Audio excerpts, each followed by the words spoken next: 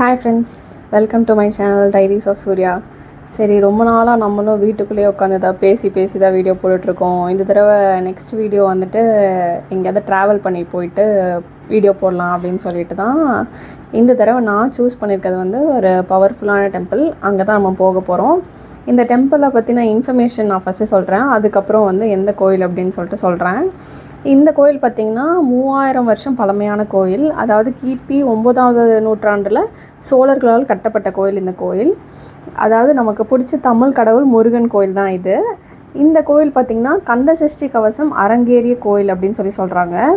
இது எங்கே இருக்குது அப்படின்னு பார்த்திங்கன்னா ஈரோட்டில் இருக்குது. நான் வந்துட்டு பார்த்திங்கன்னா சேலம்லேருந்து ஈரோடு கிளம்பி போனேன். ஈரோடுக்கு வந்து ட்ரெயினில் தான் போனேன்.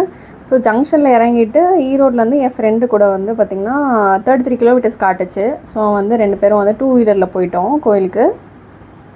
இந்த கோயிலில் இன்னொரு ஸ்பெஷாலிட்டி என்ன அப்படின்னு பார்த்திங்கன்னா, நவகிரகம் வந்துட்டு 8 மட்டும்தான் இருக்கும். யூஸ்வலாக எல்லா கோயிலையுமே வந்து 9 இருக்கும். பட் இங்கே வந்து பார்த்திங்கன்னா 8 மட்டும்தான் இருந்தது. செவ்வாய் கிரகமாக பார்த்திங்கன்னா முருகனே இங்கே வந்து காட்சி அளிக்கிறாரு.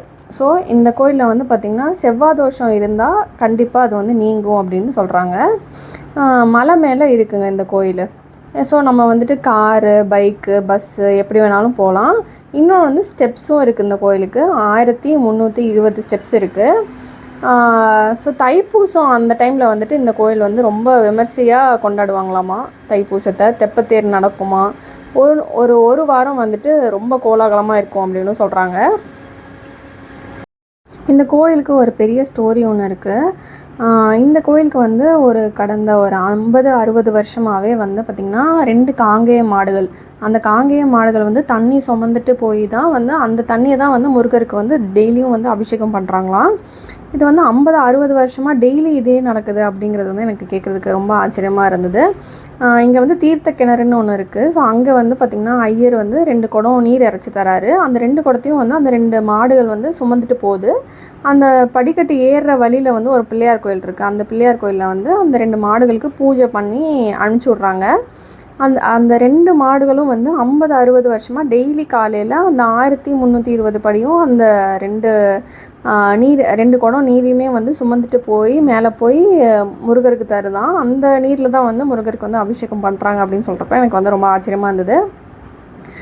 இந்த ஸ்டோரி எனக்கு வந்துட்டு இப்போ யூடியூப்பில் இந்த வீடியோ அப்லோட் பண்ணுறப்ப தான் இதோட டீட்டெயில்ஸ் கேதர் பண்ணுறப்ப எனக்கு தெரிஞ்சுது. முன்னாடியே தெரிஞ்சிருந்துச்சு அப்படின்னா இதுக்கு இவ்வளோ பெரிய ஸ்டோரி இருக்குது அப்படின்னு தெரிஞ்சால் நான் வந்து ஸ்டெப்ஸ் வழியாகவே போயிருப்பேன்.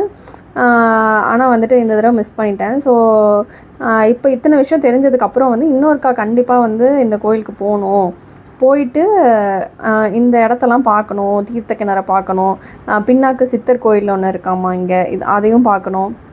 2 மாடு எப்படி வந்து அதை எடுத்துகிட்டு போகுது அப்படிங்கிறதையும் பார்க்கணும் அப்படின்னு சொல்லிட்டு எனக்கு ரொம்ப ஆசையாக இருக்குது.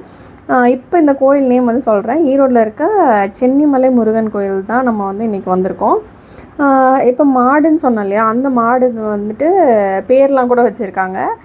ஸோ மொத்தம் 3 மாடுங்க. ஒன்று வந்து சிங்காரவேலன், இன்னொன்று குமார், இன்னொன்று வந்து சண்முகமா. ஸோ இந்த 3 மாடுமே வந்துட்டு பார்த்திங்கன்னா 13 வருஷமாக இந்த கோயிலில் இருக்காமா. அடுத்து பார்த்திங்கன்னா கோவிலுக்கு பின்னாடி வந்து பின்னாக்கு சித்தர் கோயில் அப்படின்னு சொல்லிட்டு ஒரு கோயில் இருக்குது.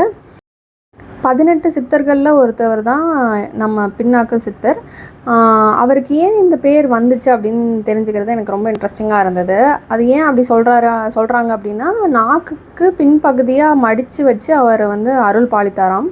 அதனால தான் அப்படி சொல்கிறாங்க. இன்னொன்று வந்து பிளவுபட்ட நாக்க உடையவர் அப்படின்னு சொல்லிட்டும் சொல்கிறாங்க. ஸோ இந்த மாதிரி பல ரீசன்ஸ்னால அவரை வந்து அப்படி கூப்பிட்றாங்களாம். பாம்பாட்டி சித்தர்கிட்ட தான் இவர் வந்து ஞானம் பெற்றிருக்கிறாரு. இவரை வழிபட்டால் வந்து தீராத நோய்களையும் தீர்ப்பாராம். இன்னொன்று வந்து எப்போ இவரை வழிபடணும் அப்படின்னா, ஃப்ரைடேங்கிறது வந்துட்டு இவரை முறைப்படி வழிபட்டால் சுக்கிரதோஷம் நீங்கும் அப்படின்னு சொல்லிட்டு சொல்கிறாங்க. ஸோ கண்டிப்பாக இந்த கோயிலுக்கு போகிறவங்க வந்துட்டு மறக்காமல் பின்னாடி போய், அதாவது கோயிலுக்கு பின்னாடி வந்துட்டு பின்னாக்கு சித்தர் கோயில்னு இருக்குது, அதை மறக்காமல் பார்த்துட்டு வாங்க. நாங்கள் கோயில் முடிச்சுட்டு கீழே வந்துட்டோம். அதுக்கடுத்து நான் ஈவினிங் திரும்ப ட்ரெயின் புக் பண்ணியிருந்தேன் ஈரோடு டு சேலம். சரி, ஈவினிங் தான் டிக்கெட் போட்டிருக்கேன். அப்போ மத்தியானம் தான் ஆயிருந்தது. ஸோ வந்துட்டு சாப்பிட்டுட்டு இது பார்த்திங்கன்னா வெள்ளோடு பேர்ட் சாங்சுரின்னு சொல்லிட்டு ஈரோடில் இருக்குது. ஸோ ஜஸ்ட் அதை பார்த்துட்டு அங்கே வந்துட்டு பார்த்திங்கன்னா ரொம்ப பீஸ்ஃபுல்லாக இருந்தது. இந்த மாதிரி ஒரு லேக் இருந்தது. அது ஜஸ்ட் நம்ம வந்து உட்காந்து பார்க்கலாம். அப்புறம் ஒரு சில பேர்ட்ஸ் இருந்தது. ஸோ அதெல்லாம் பார்த்துட்டு வந்து திரும்ப வந்து நான் வந்து ட்ரெயின் ஏறிட்டேன் சேலம்க்கு. இதே மாதிரி நெக்ஸ்ட் vlogல பார்ப்போம். பாய்.